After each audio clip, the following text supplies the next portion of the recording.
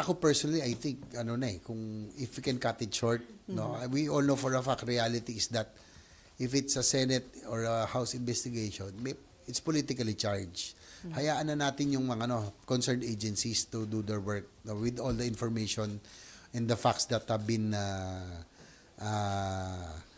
discovered no nakarang hearing. So mas maganda kasi ako personally na nakakalungkot ang aga ng political tawag nito bickerings napakaaga naaga ng bangayan. We cannot move forward as much as possible.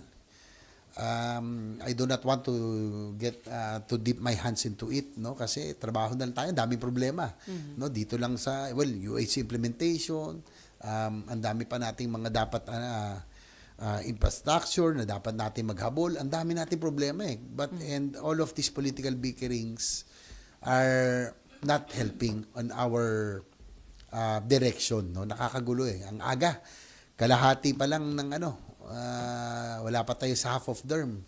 Nagsimula na yung political. Kung siguro 1 year before, katanggap-tanggap sayang yung productive year sana natin. Di bali na yung 1 year na political bickerings, at least may 5 years tayong productive. Ngayon, 2.5 pa lang. Nagsimula na. Nangihinayang ako. Kaya nga, as much as possible, I do not want to get involved in this political squabble, political bickerings, because there's still a lot of